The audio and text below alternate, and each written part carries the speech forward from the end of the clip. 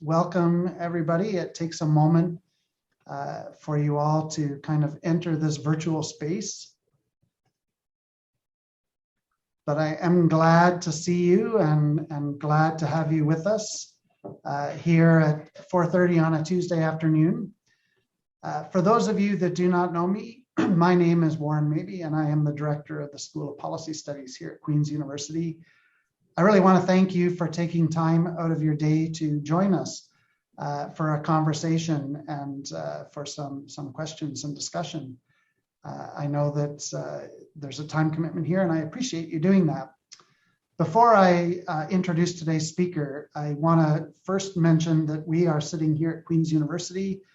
We're on the traditional territories of the Haudenosaunee and the Anishinaabe peoples. It is a privilege for us to be able to work here and to learn here and to study here and to live here. I know that for us today in a virtual world, you may be on many different territories, many different cultures. I do encourage you to think about your own home and where you are situated and think about that connection to the peoples that were here for time immemorial before. Before I introduce today's speaker, I'd also like to mention that this is a lecture in our policy series, and we have other talks coming up. This Friday, we have the Year in Elections, research from the Electoral Integrity Project with Holly Garnett and Toby James. That will be at noon on February the 11th. I do encourage you to join. But now I'd like to get to kind of the main course, the main program today. I'd like to introduce Dr. Daniel Brant. Dr. Brant is a Matthews Fellow in Global Public Policy here in the School of Policy Studies and an adjunct professor with our program. Dr. Brant has actually recently received his PhD from Nipissing University. He created a dissertation that looked at the impact of culture on Indigenous leadership, and it will be informing a lot of what he'll talk about today. He is a member of the Mohawks of the Bay of Quinte. He resides in Tyendinaga on the Mohawk Territory there. And he's had a long and distinguished career working as Chief Administrative Officer with his home community, the CEO of the Dreamcatcher Charitable Foundation. He's been a professor at Algonquin College, and he has worked, of course, with the Assembly of First Nations. And I know that all of this experience will inform the discussion today. Before I hand over to Dan, I wanted to say that, well, Chris has just put this into the chat. If you have questions, we have a Q&A function at the bottom of the screen. If you move your mouse, you'll see a Q&A button. We really encourage you to get your questions in there. We'll try to get to as many questions as we can in our session today. We're looking for that kind of interaction and dialogue. So please get those questions in there and we'll look forward to answering them. But to set us up, I'd like to hand over to Dan. Dan, welcome here and thank you for being here. Yeah, sego gwego runiahas yongats anora negwahi darodo. And thank you, Warren, for the introduction. And I find it very humbling to be presenting a policy talk at Queen's University, no less having the honor of being a Matthews Fellow. It does indeed feel strange. And having the moniker of Dr. Brant also feels quite strange. I think I may know what it's like to have an out-of-body experience now. Before we begin, it is important to start with some words of thanks. It comes from the traditional knowledge of the Haudenosaunee peoples, my ancestors. And this is called the Ohanda Garibadakwin, or the words before all else. This address is not a prayer, but expresses gratitude, an emphatic connection to all creation. The words in this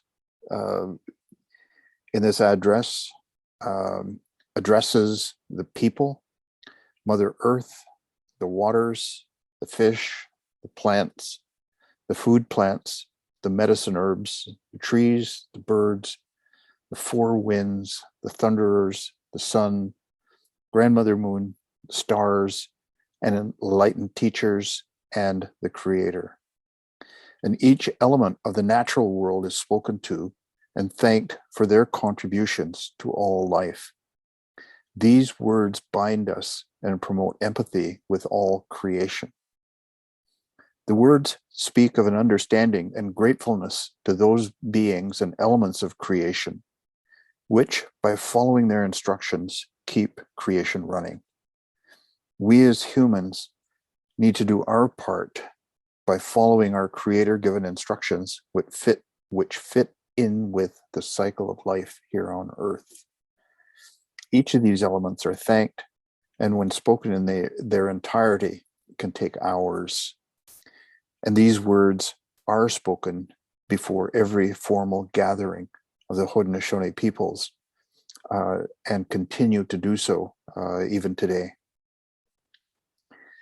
I need to start by acknowledging, as Warren has already mentioned, that I'm coming to you from and I'm located on the Tyendinaga Mohawk Territory in southern Ontario, about 40 minutes west of Kingston. The topic I'm going to speak to you about today is Indigenous governance. What's the difference? And by looking at the difference, I mean the difference between governing systems, as we know or call Western forms of governance, and Indigenous systems of governance. Before we go too far into this, I want to explain a bit of how or why I've come to seek out this difference.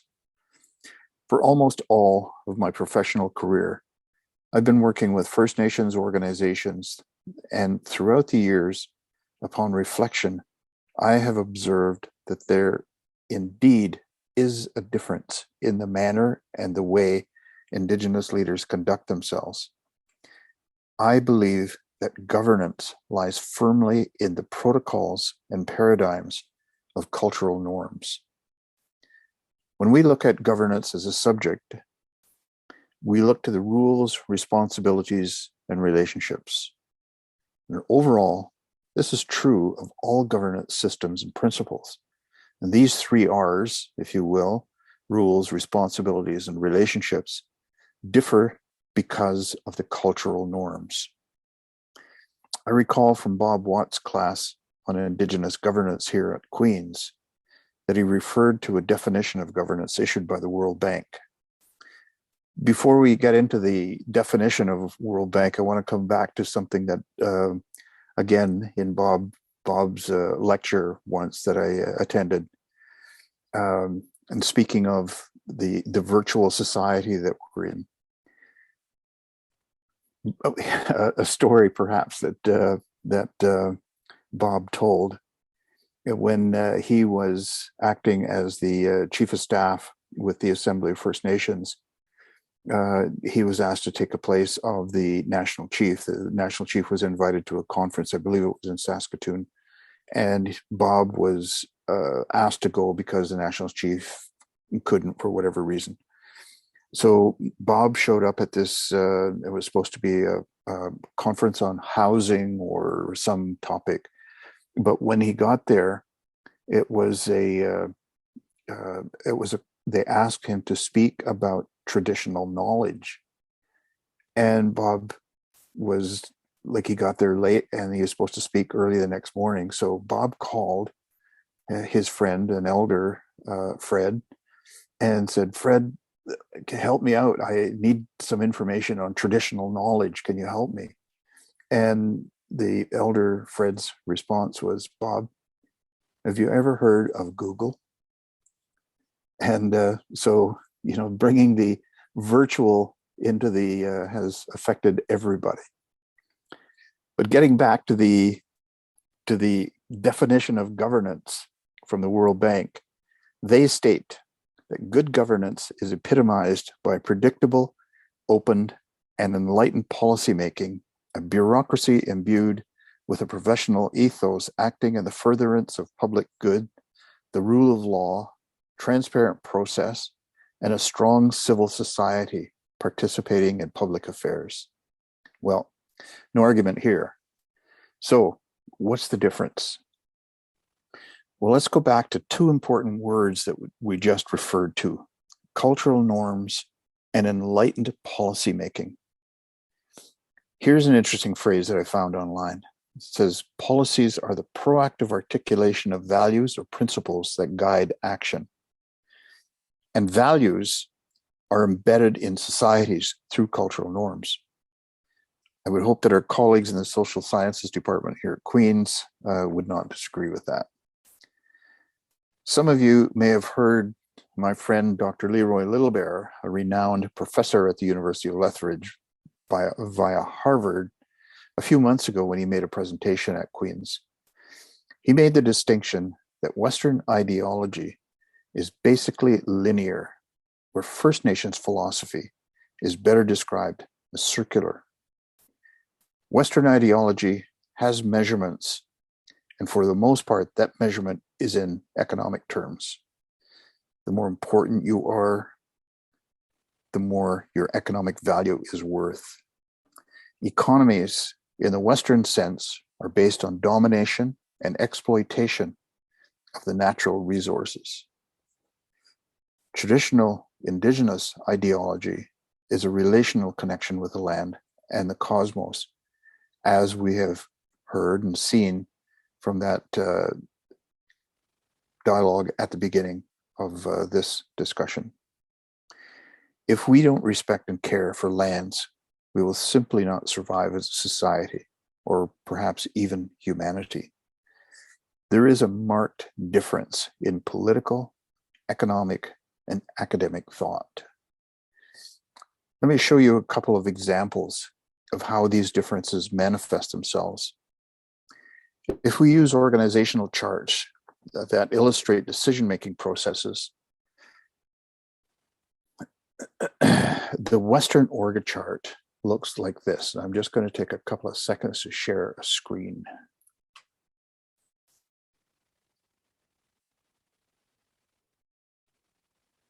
The Western org chart looks like this: linear, decisions being made through a structure that rises to an apex at the top. The traditional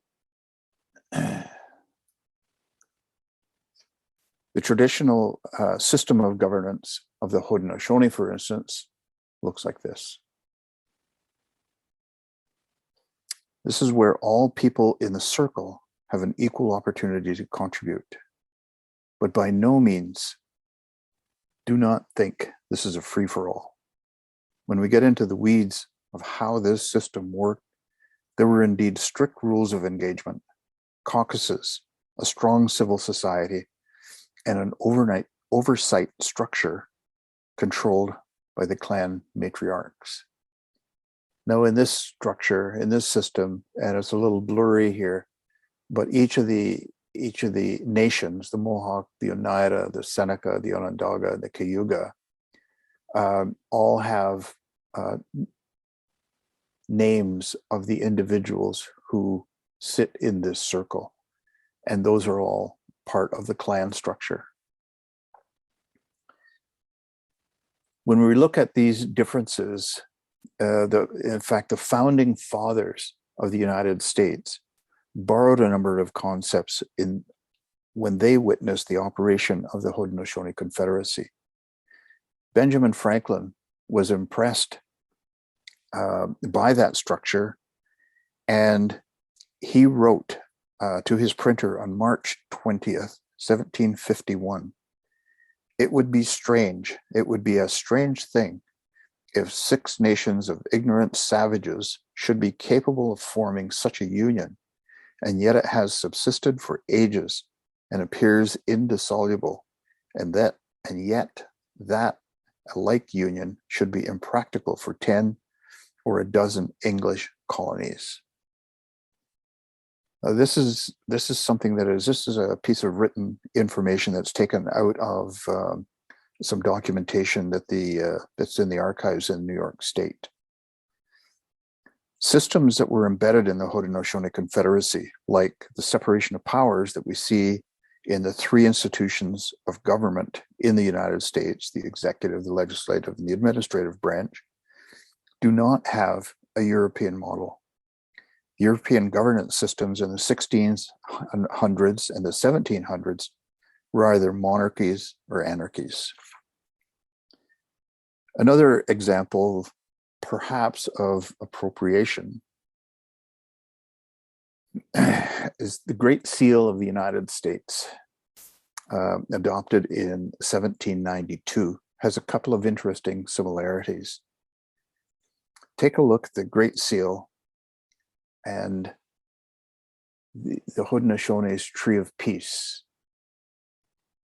When we put them side by side and take a look at them, the eagle on top, the eagle, the Haudenosaunee version, is that the eagle is the leader of all the winged creatures. It sits atop the tree to warn of danger.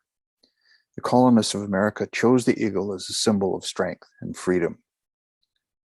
In the Haudenosaunee symbol, we can see that the war club was buried beneath the roots of the tree.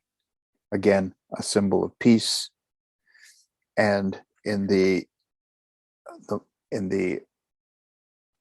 Great Seal, we can see the eagle holding on to some leaves that symbolize peace as well.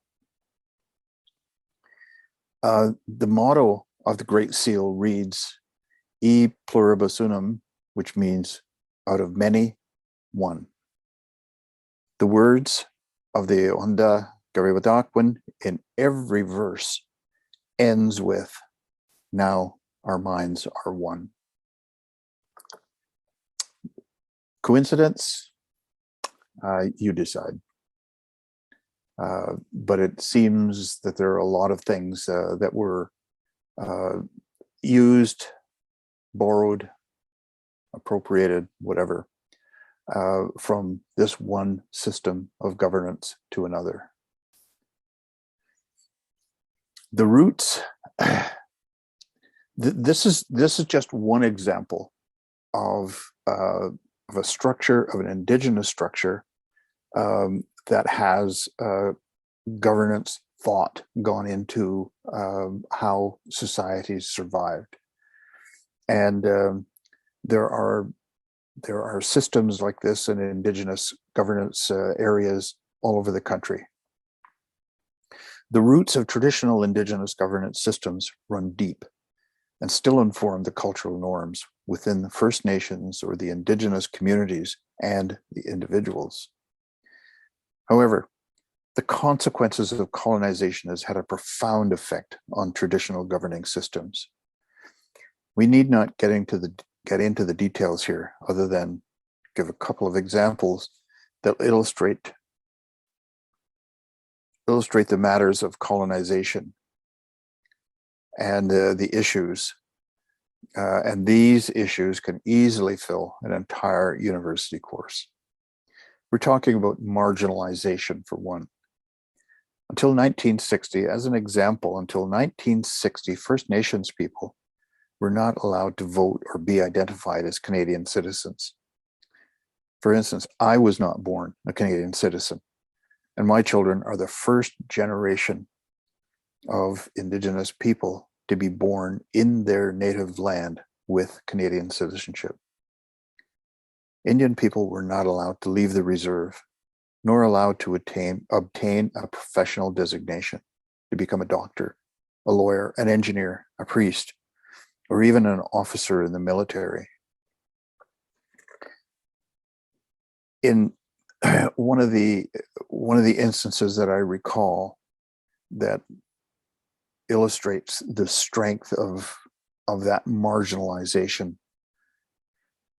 was, I was at a conference outside of Regina, in one of the communities, and there was a presentation being made by Indian Affairs, the name at the time, about self-government. And there were a lot of people from various communities, various reserves in the meeting.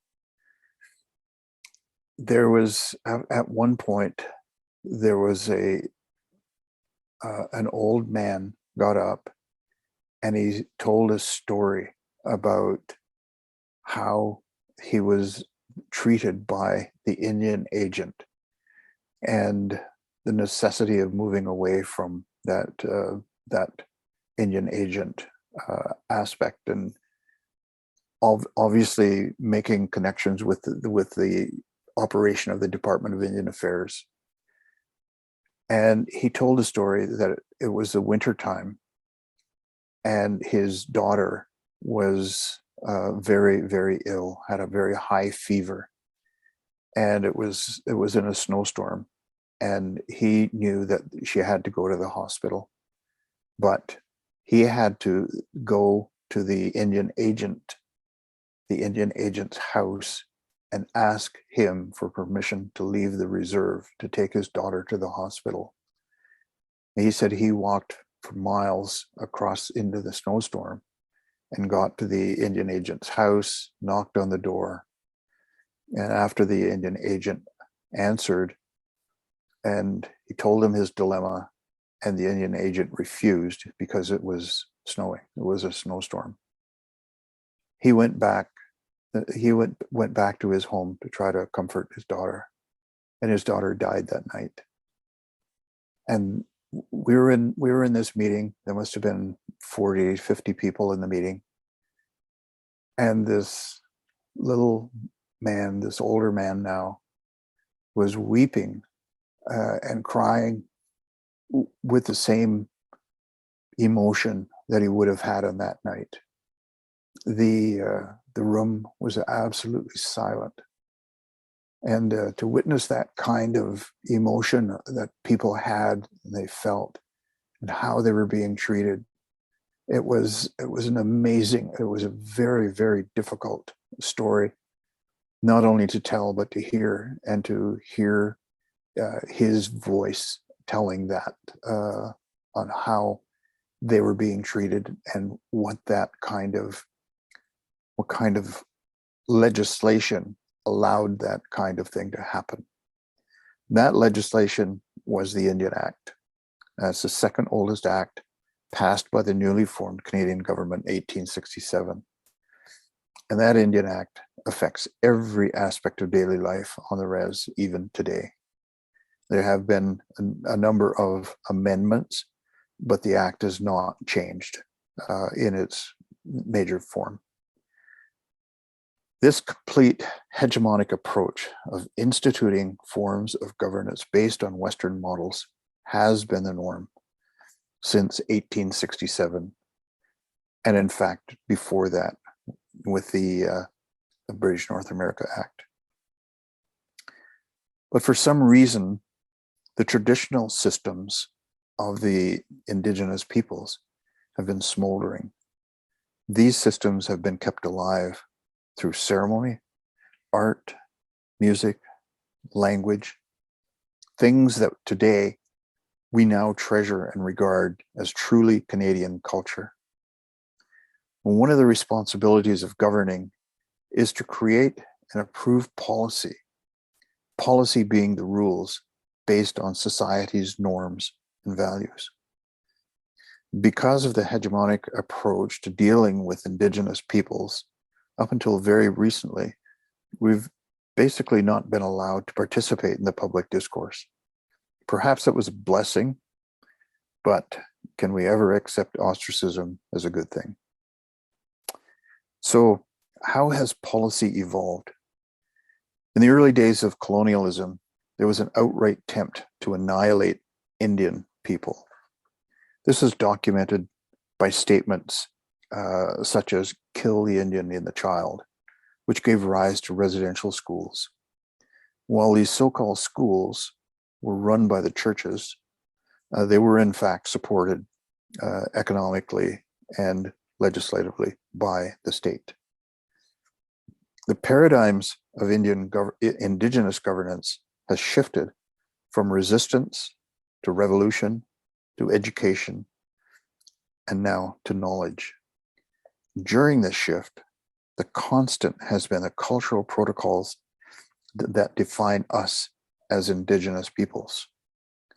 Security of Indigenous land, language, culture, customs, ceremony, and governance systems have been discounted and ignored by mainstream Canadian culture and governments consistently as having no value to the Canadian mosaic. The basis of Indigenous governance encompasses all these areas, even as the Western models have been instituted as the only recognized model of governance. This, of course, over the time period since 1867, presents a major dilemma in the practical application of governance. Stephen Cornell from the Harvard Project commented on this when he stated, "Native nations today are wrestling not only how to preserve a distinct nationhood, not simply how to invest in new programs to address a particular problem, but how to become consistent and effective problem solvers, not simply with raising living standards on Indian lands, but how to build societies that work, not only with finding and training leaders, but with how to govern and how to implement effective and culturally appropriate systems of governance." And herein lies a challenge for educational institutions, not only Queen's, but for all educational institutions. Many people have looked to education as a way to accomplish the many recommendations of the TRC, the Truth and Reconciliation Commission. And the institutions have not only the means, but perhaps a responsibility to include or mandate education of Indigenous issues within their general suite of academic undertakings.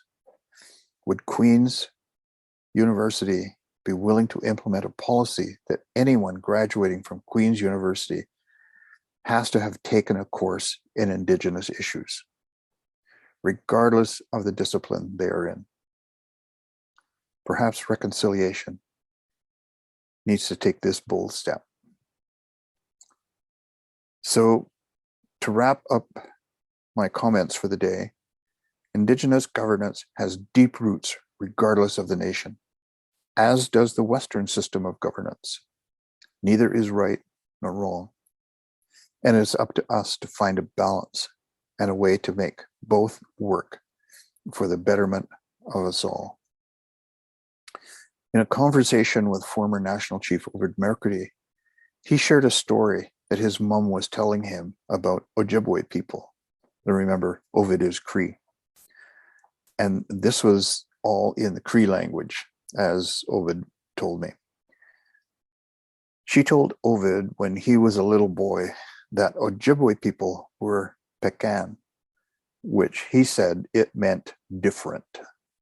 There was no good or bad or no judgment associated with that word. It was just an expression that recognized that there were other people that were Pecan. When Ovid became national chief, he said that that talk from his mother informed his position on human rights. Perhaps we can learn from the lesson from Ovid's mother that our systems of governance are Pecan and acknowledge that there is a difference and the different systems should be recognized. Nyama, and that's turn it back to Warren. Thank you. Dan, thanks so much for that. I know that if you were able to hear it, there would be clapping and recognition of this talk. You've conveyed a lot of powerful things in this lecture, and I'm reflecting on it myself as we go. I know that everybody online will be reflecting and thinking about the things that you said. And I will say that I hear your call about implementing a policy around having students take Indigenous courses. I think that's the kind of conversation we have to have here at Queen's, and I'm happy to, promote that and champion that where I can. I think that it's something that we should be talking about. I'm going to remind folks that we do have the Q&A function, and it is open. So any questions that you would like to pose, this is the time to do it. You can also post questions into the chat if you can't find the Q&A function, and we are happy to take your questions. And I'd like to kick us off. When you were talking about circular forms of government, it really struck a chord with me, because I look at circular economies as a big part of my research. And of course, it draws directly from that, the whole idea that instead of taking materials, using them up and throwing them away, that we take materials and we work with them and we use them over and over again in different applications, and we think about what's going to happen next and what's going to happen next. The thing that I would like to ask you is, how do you see kind of our current form of government evolving, given what we know about circular government and circular ways of governance? Are there things that we should be doing, for instance, with our House of Commons, or maybe with some of the other institutions that are out there? Do you have thoughts? Well, I think the one thought that comes to mind is not so much the necessity of trying to change the structure, the machinery of government in the Westminster style of government. I mean, that has a long history as well, but certainly that machinery needs to recognize that there are other forms of democracy that operate and did operate very effectively. And so it's not so much the matter of having them change that style, but the recognition that there is a different style, and I think it goes to the thought process. It goes to Indigenous thought, and how what people's worldview is, how they see the world, and the lens that they see it through. So that, I think, is more important than we've seen 200 years of that hegemony, as I mentioned, trying to change the governance structure and systems of First Nations, and the results have been horrible. They have ruined social systems, and there are a lot of issues that fall out of that, you look at intergenerational trauma. A lot of communities are still living in that trauma-infested world, and a lot of it is because there's just not been a recognition that they had a form of government or governing structure that suited them. And so I think so much I wouldn't look so much at at trying to change the Westminster style of government into a traditional style, but it's how that balance and how you work. And and our ancestors, I think, were brilliant in coming up with things like this, the two-rule wampum of saying, we need to understand, we need to take our own path. And these things have been around for hundreds of years. So I think there was a lot of wisdom that just has not been recognized.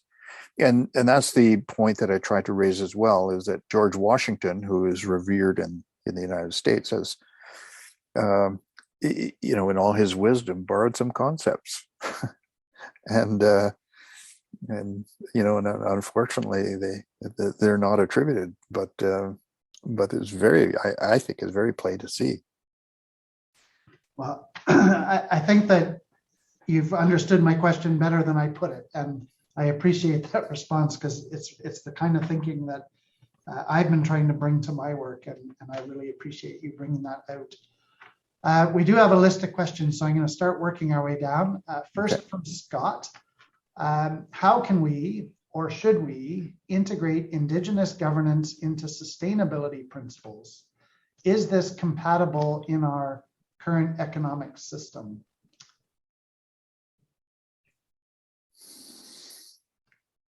Okay, so read that question again. Yeah, so Scott's asking, can we or should we integrate Indigenous governance into sustainability principles? And I think I know why he's asking that, because so much about sustainability is taking a bigger view and a different view than our current governments have. And then he asks, is it compatible with the current economic system that's out there? Which, anyway, it's. I think in the private sector, there was a phrase that came out a number of years ago that became a phrase, but I don't know if people have really used that in there to determine their corporate culture. And that was the triple bottom line. Instead of looking at everything in straight economic profit statements, that they were looking at things like triple bottom, as they say, a triple bottom line. And so they started to take that sustainability into consideration.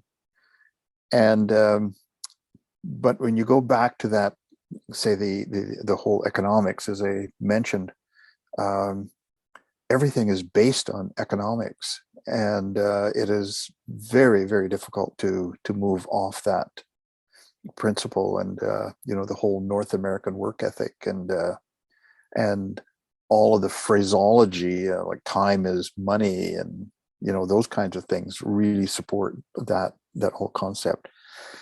But I think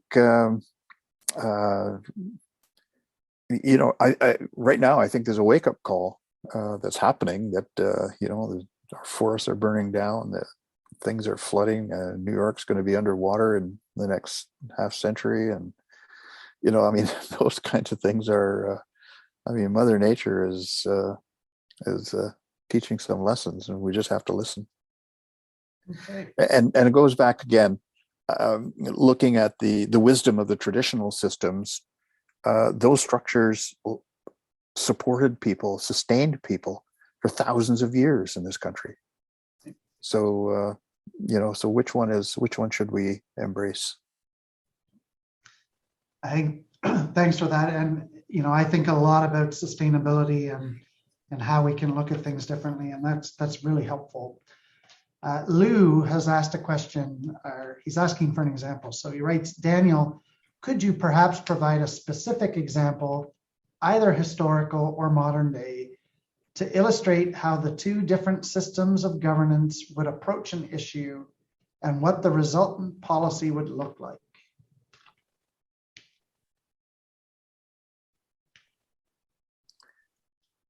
Right now, I'm unfortunately thinking of all of the issues that have not come to fruition or have not been resolved amicably, and trying to think of which ones that perhaps did. Perhaps the one that I would look at is the government of Nunavut, and I don't think that there has been. I'll have to check with Brad, my son. I don't think there's been very many places in the world where a separation, well, not a physical separation, but a separation of power, of a country giving up so-called power in any other form has happened without violence. And the Nunavut government was structured. My understanding is the Nunavut government was structured as a result of Oka, that the federal government needed to find some mechanism to show that Indigenous systems could work, and so it was an accelerated issue to set up that Inuit government, or the government of Nunavut, I should say, which was largely based in Inuit territory and contained a lot of Inuit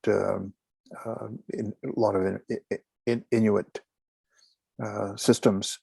But I think that's the only one that I can think of right now that is, and I think a lot of people who worked in that development, admitted that they needed to do a lot of work in putting that and making this work, and a lot of changes that needed to happen. So I remember talking with the first premier of Nunavut, Mr. Paul Ukalik. And he expressed the necessity for all of the work that needed to be done, and was not unaware that it needed to be done. So I think that may be a good example. Okay, I'm going to go on to the next question. I don't know who asked this because it says anonymous, but it says, can you comment on how First Nations are dealing with reconciling traditional systems with the band council system that was imposed by the Canadian government? Fairly big question. I'm not sure how you might want to attack that one. I think it gets back to that whole question of recognition of, right now, there may be the idea of reconciling, but the structure and the systems still support only the one method. And when we look at, well, the one that I'm most familiar with is the Haudenosaunee structure, the Confederacy, they are not recognized by any form of provincial or municipal or territorial or federal government. They recognize only the band councils, which are elected under the Indian Act. So I'm not sure how much reconciliation there is there, because that gets, as I say, that gets back to that recognition. And that becomes a major issue on trying to reconcile that after 200 years of the imposition of that form of governance that was not their traditional system. There's a follow-up question from Catherine, who asks if you can comment on current band councils following European governmental patterns. Do you see change required? Some would say yes, some would say no. There are people who embrace the Western system and have made it work. There are others who have not. But I think the overarching structure is that I get back to those cultural norms, that those norms are still there. When we look at and comments that I've made to other people that I'm working with, so on a community where there seems to be nothing positive happening, I said the only thing that happens that everybody gets involved and everybody embraces is some kind of cultural event. And they may have very different views and fighting with their brothers and cousins, and they're all cousins, but they would some cultural event, everybody goes and enjoys it. So that is what informs my comments about how deep that cultural aspect is and how much it informs things that they do and what they see and how they see it.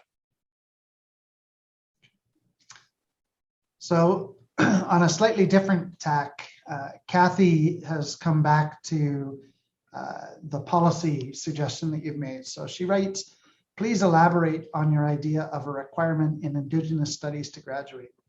would you consider an experiential course that promoted an intercultural dialogue as the type of course for all students instead of just any course that has Indigenous components?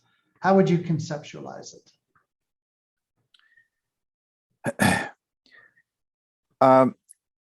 Well, I think it would have to be, I think it could be modified for a number of different areas. Certainly, when we're looking at in like the School of Policy Studies would obviously have more depth in terms of that. The education department would also have significant depth. But people like the business school should be aware that there are things that are different, and may have to have a course that is associated with business concepts, how people, and again, this goes back to the lens issues of how people see the world, and whether it's appropriate to cut down old growth forests, and whether and how and why people are seeing that. And when we go back to that, when we're talking about the relationship that people have with the land and every living thing, and how they all are intertwined and how they all have to work together. And one of the things that they talk about in the longer version are the responsibilities, that things have a responsibility, that we don't see it that way. We see things as an inanimate objects when they contribute to that cycle of life, and and that's the kind of thing that needs to be done. So I think if we I'm not advocating that it would be one specific course, but I think the necessity of having a number of different courses that would be geared towards those different schools. I mean, whether it's medicine or business or the health sciences or education, policy studies, all of those, they all have to be, they all should have different things, but there should be an element there that say, when you graduate from Queen's University, you would have taken a course, at least one course in Indigenous issues, understanding. Well, I know that this is the kind of thing that will get a lot of my colleagues excited, in a good way excited, that there's an opportunity to do some reform and some development. So thanks to Kathy and thanks to yourself for that answer. I'll go to Cornelio. Cornelio has written, thanks for the extraordinary presentation, Daniel. My question is how you envision the possibility of using an Indigenous model of governance to manage prior and informed consent for natural resources projects. Do you think an Indigenous model will secure a better outcome for collaboration between, well, he writes, the landowners and the industry?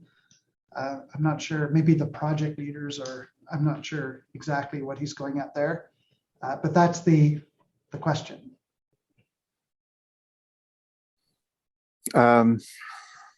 Okay, I'm not sure I followed the question. There's a lot involved there. So Warren, if you could just read that question again. Well, I think that the crux of it is, could prior and informed consent through an Indigenous model of governance, or informed by an Indigenous model of governance, be achieved for all of these big projects that are being proposed? And we're seeing challenges in these big projects from coast to coast right now. Is there a better way of going at trying to achieve consent using the Indigenous model of governance? That might be another way of putting it. Well, again, I don't think that there's any one way. I think it has a lot to do with the cultural norms and the paradigms that people work with, and what those norms are within that society. Um, as I say, there is not one, but prior informed consent it needs to be examined more so that it doesn't become a box to check off. I've just checked the box. I talked to them. That's it, go. You know, those kinds of things are things that are very difficult to get. And you know, I think the negotiations. I had a friend who was at the crux of that and negotiating all of the pipelines across BC, and you know, the different kinds of approaches that were taken by a lot of the different First Nations out there. She talked about. So those were. There is no. I don't know whether it would work in some places and not in others. I hate to be. It did waffle on that, but I think that's the big problem that we can run into. I mean, it also, and I think there could certainly be principles that we would that you could develop, that could be developed, and getting an agreement on principles first, and then getting into the details or into the weeds would be a follow-up for that. Okay, yeah, thanks for that. This is a really challenging area, and I think we do need different perspectives because the current way of doing business is not working. You know, it's not the way that we're going to be able to go forward. Carolyn writes, Canada and First Nations have signed and implemented several modern treaties. Do you think these treaties have enabled Indigenous governance sufficiently? And if not, what needs to change?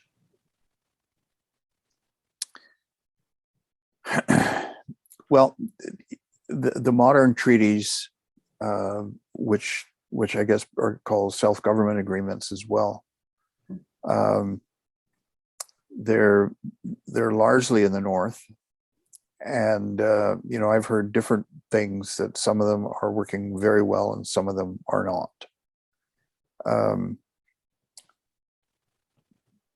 So I don't know whether, like, of the 633 First Nations, I think there are 18 or less than 20 self-government agreements signed.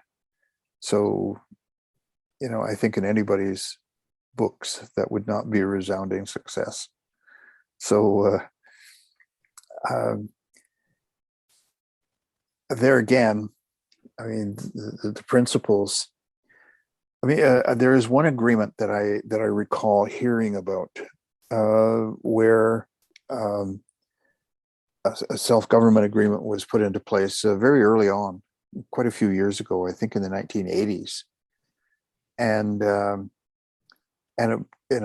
for all intents and purposes, it resembled the Indian Act, except it was instead of the Crown, it was the Council, and you know, those kinds of things, but. And they have taken, that community has gone a long way in revising that to get into their own laws and their own, but they have changed it considerably.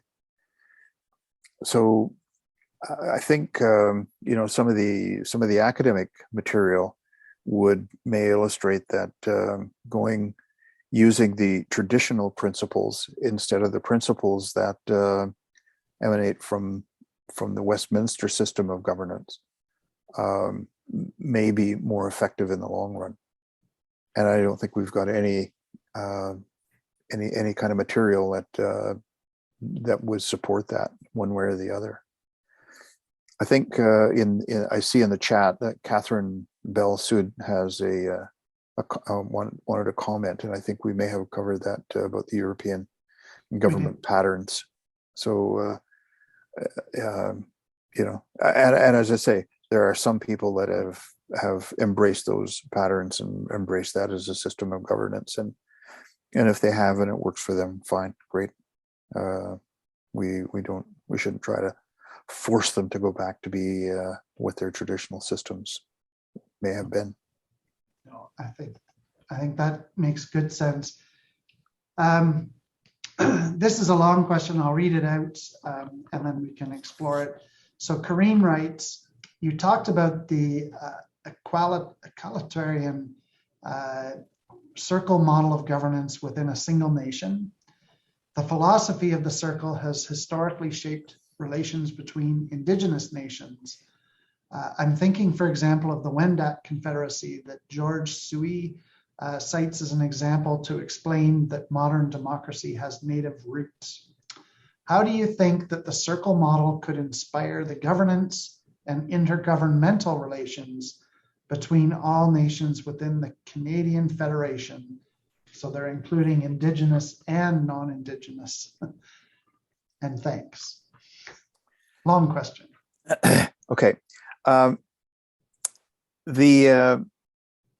first of all, that model that I did show was an example of the very traditional Haudenosaunee Confederacy that was comprised at the time of 5 nations.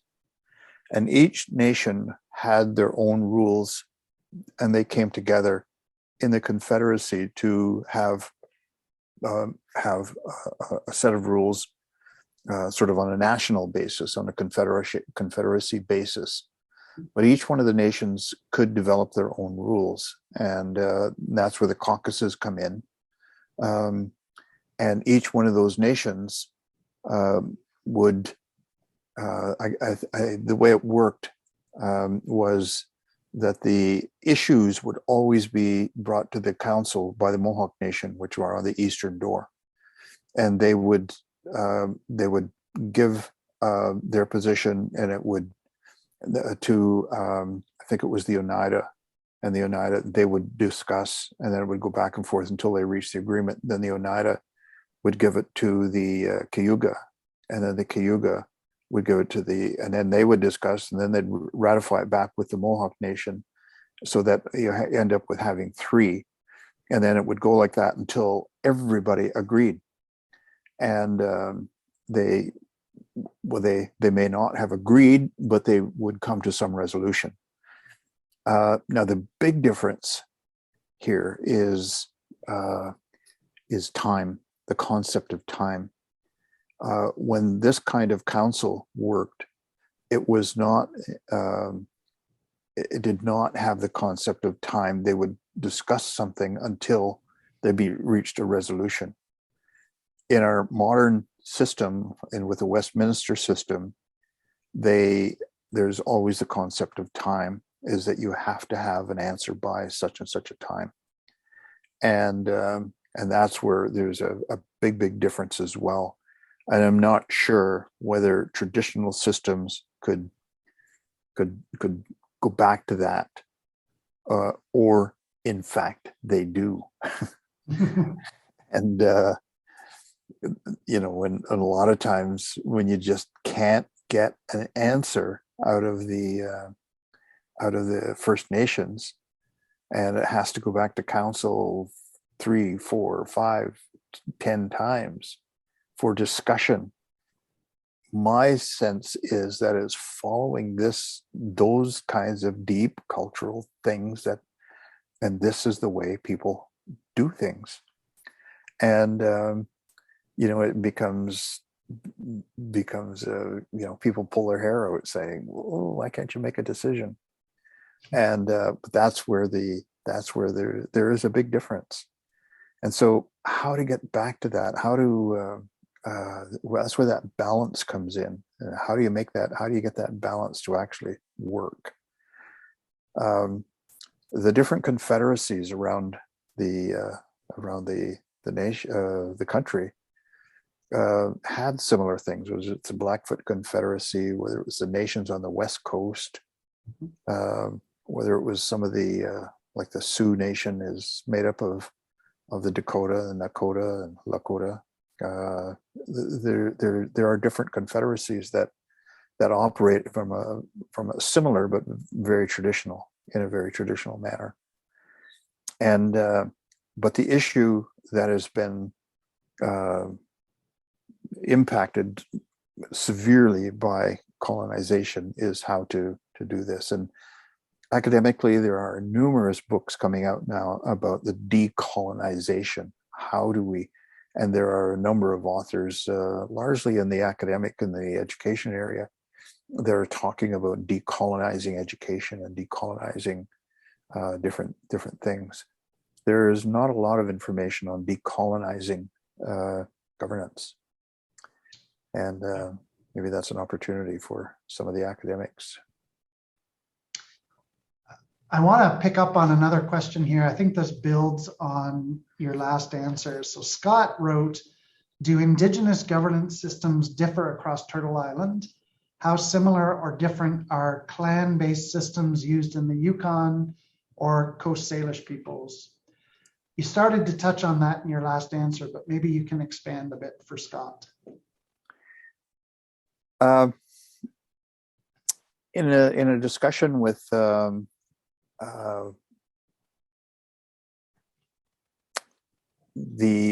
vice chief for the Yukon, the Assembly of Nations, First Nations vice chief for the Yukon, she mentioned that there were a lot of similarities that were based, because they both were based on between the clan structure in the Yukon and the clan structure in the Haudenosaunee, were very, very similar in terms of responsibilities, in terms of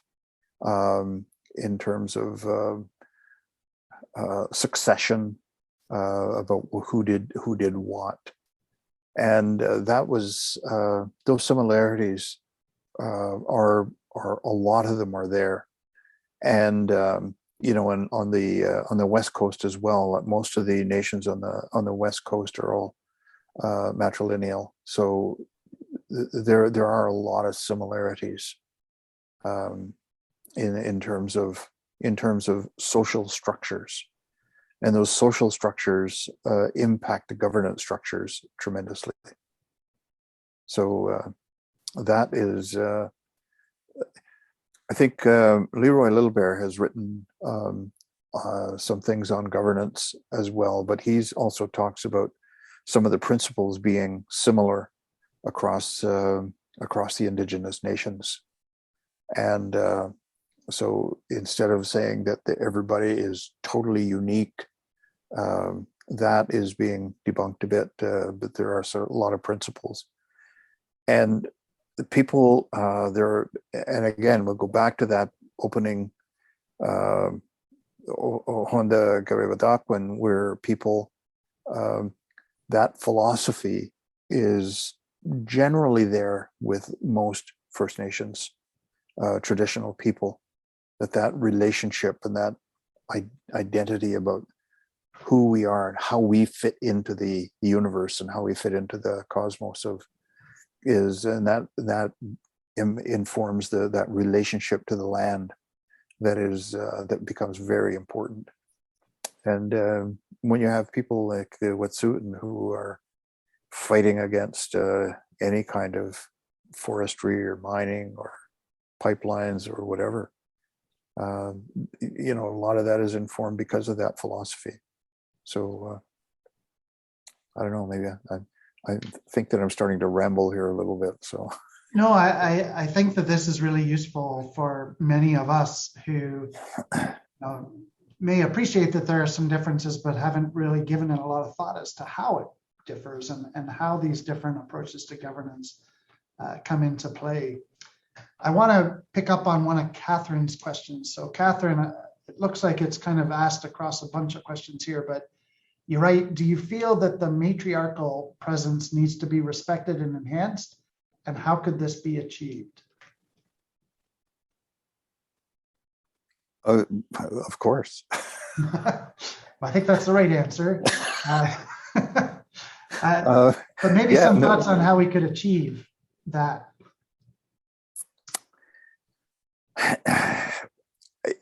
You know, I don't want to sound facetious, but perhaps this is like the old thing about learn all your the important lessons in kindergarten about respect, and I think it has to do with respect, which is a tenet that a lot of First Nations philosophy talks about.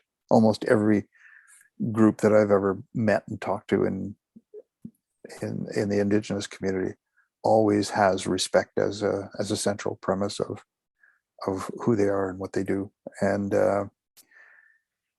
so the matriarchal structure, again, that was something that was just not taken into consideration at all by the Westminster and by the colonists,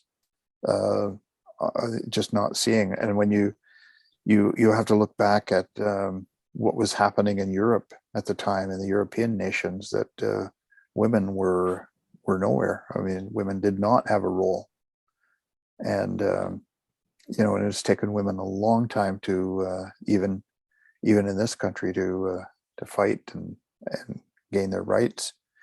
And but the women played an integral part of the social systems, and that has simply not changed. And so even though the governance structures were impacted so that only men could be on council, and that in a lot of places women still had that very powerful role. For instance, the clan mothers are the ones who provide the names of people. So the matriarchal structure is in a lot of particularly the Haudenosaunee communities, is still very strong, and it is from what I've observed, it still is in the West as well, in the West Coast and British Columbia. Okay, thanks for that. We have a question from Petra. Petra writes, "Nyawan for your insightful talk, Dr. Brant. How could Queens decolonize by adopting elements of an Indigenous governance model?" It's a big question for Queens. I think you should answer that, Warren. Well, I certainly have thoughts, but yeah. Well, I think I think a first step of that would be it would become a policy issue that of embracing that that Queens would need to have everyone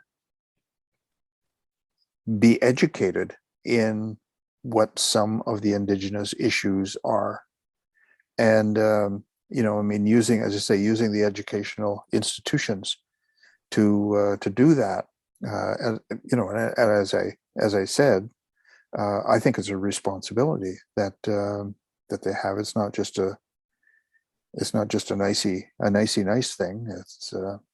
It's something that there should be a responsibility for the educational system and an educational institution of the stature of Queens to say, we have to do this. Well, I think that there's a lot of people at Queens, particularly at this moment in time, who are very interested in how we can introduce elements of different governance structures and how we can do things a little bit differently. And I think that this has been a really useful talk to help start guiding some of that. I do have one kind of question, and I'm looking at my list. I think we've gotten through most of the questions that were in our list. If there are still outstanding questions out there, please do post them into our Q&A or into the chat. We're still here for a few more minutes, and we're happy to take them. One of the things that I've really taken away from this talk, Dan, is this issue around time. It's so important that there be time to take these decisions, to be able to talk about them and to be able to work your way through it. It's one of the real strengths, I think, of the governance model that the 5 or 6 nations had. I think that we've lost a lot of that, and I appreciate that so much from the point of view of somebody who does environmental assessment, because in environmental assessments, we run into big challenges with time, with engaging with people and letting them take part and have a voice and have a say in the discussions. So one of the big challenges that I see is how do we build some of that back into our governance? Time to take the decisions, time to talk about the decisions. It's not really a question, I guess. It's just more of an observation, but that's one of the things that really sticks with me. Mm-hmm. Well, I think there is an acknowledgement that that a lot of things have changed, and I think it's finding that balance, yeah, and finding that how things work. And and as I said in my discussion, that it's the Westminster is not wrong, and the traditional system is not wrong. I mean, it's a matter of how do they work together, and and so. Yeah, I think that there's so many opportunities for that to happen, and I want to say, so go ahead. No, there's another wampum as well that again, going back to saying that friendship is necessary and working together is necessary, and I'm amazed at the wisdom that was there, and people documented it in wampum belts. I'm very appreciative of the wisdom that you've shared with us today. I know that everybody online has benefited from this. There's some very nice comments from Catherine and Corrine that have just come into our Q&A, thanking you for your contributions. I'd like to echo that.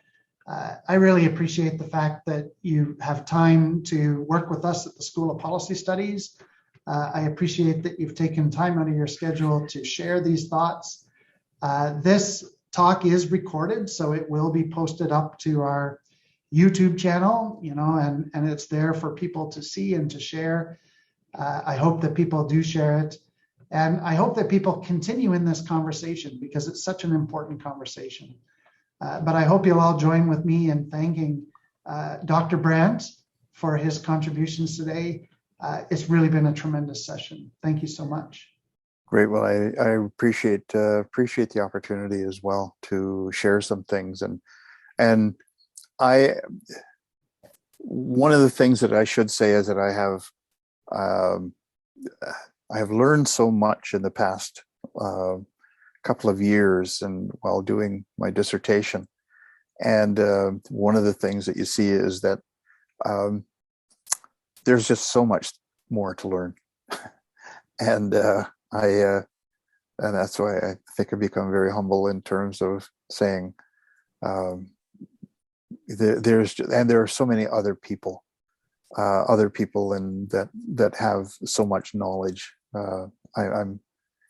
I'm humbled by their knowledge and in the traditional systems. So, and again, I thank you very much for the opportunity to speak to everyone. Thank you so much. And thank you to all of you online for participating today. We do look forward to seeing you again at a future event. And, I'm looking forward to seeing people back in person before too long. So thank you so much and have a great evening. So Onagawahe, which means until the next time. Onagawahe. Thank you.